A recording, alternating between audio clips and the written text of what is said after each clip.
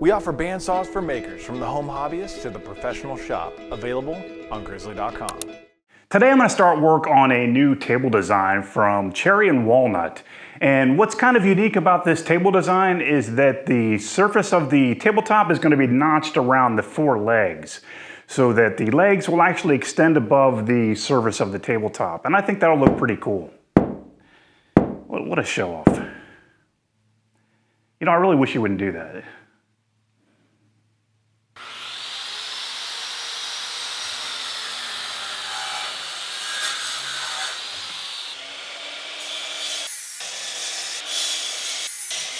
From this slab of rough walnut, I should be able to get all four legs. So the next thing I'm going to do is get a nice flat edge on one side, and then I'll rip them out to rough width at the table saw.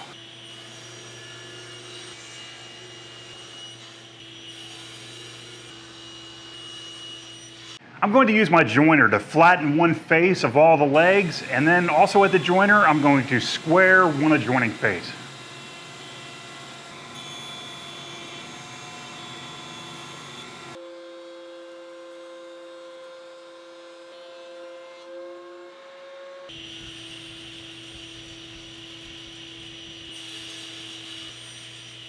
So now that I have the table legs cut to length, I'm going to, at the table saw, taper all of the inside faces.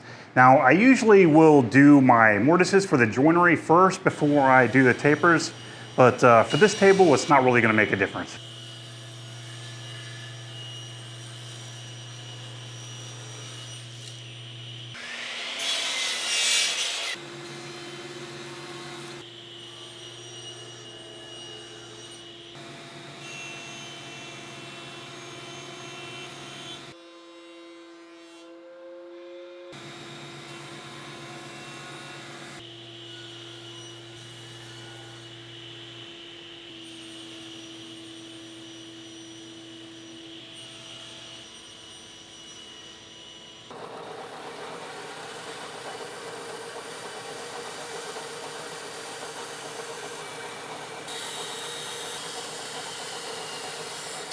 Normally I would make a new template for every project that I happen to be working on, but the curve template for one of the rails for the hamper is almost a perfect match for the curve that I need for this table. So that's what I'm going to use.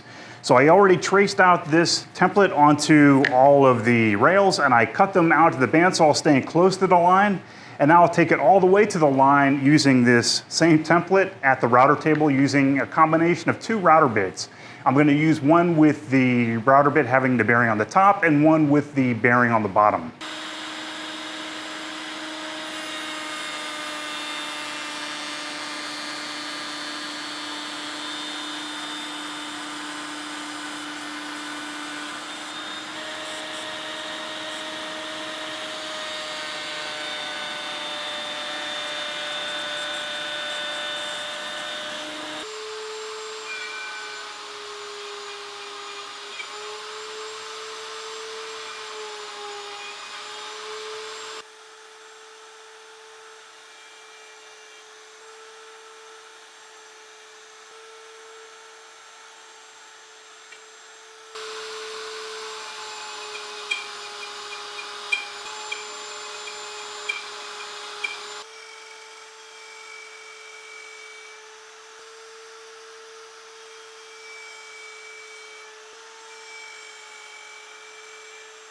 For the loose tenon stock, I'm going to use a piece of scrap cherry, and I've already milled it to the thickness that I need. So the next thing I need to do is rip it to its final width at the table saw.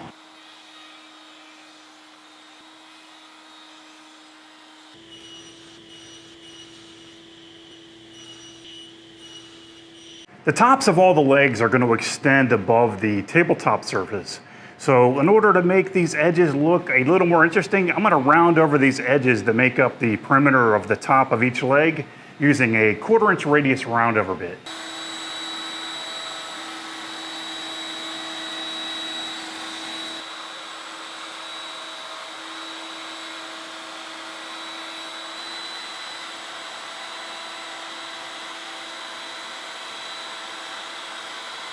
In order to secure the top to the base of the table, I'm going to use these Z-clip tabletop hold down fasteners, and they simply get attached to the top from underneath and they go into a slot in the rail.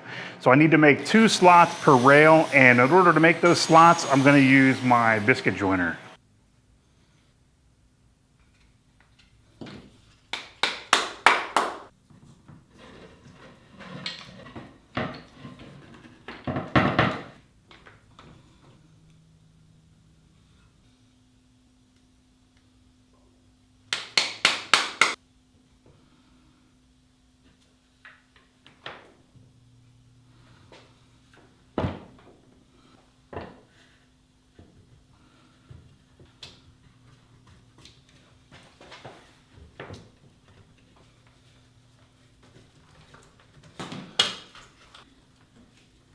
I have the table base out of the clamps, and the next thing I need to start working on is the actual top for the table.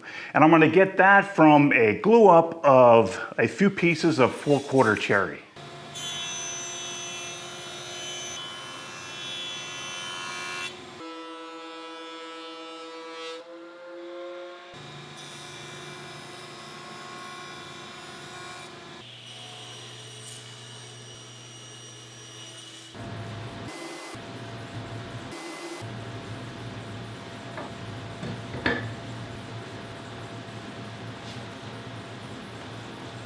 I have the top out of the clamps, and now I'm just going to give it a few passes through the drum sander. But if you don't have a drum sander, you could just sand both faces with a random orbit sander.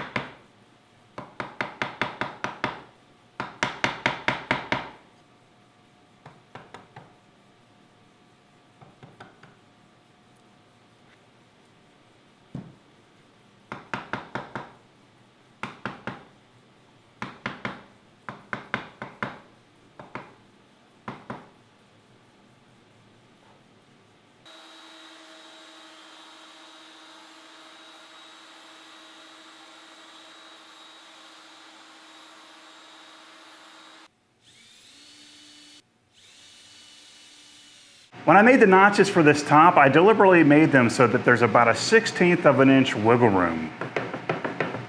That's so that if there's any expansion in this top, the top won't expand and blow this joint apart. But because I know that the relative humidity inside this wood shop is considerably higher than it is indoors, I know that this top is more likely to shrink than expand when I bring it indoors. And I also know what the percent moisture content is for this top, so I should be safe. So that's it, my table is finished. I really do hope you guys enjoyed watching this build. And if you're not already subscribed to my channel, I hope you'll consider subscribing. And if you'd like to support what I'm doing here at Garage Woodworks, please consider becoming a supporter through Patreon. And you'll find a link to my Patreon page in the video description below. I'll see you all next time.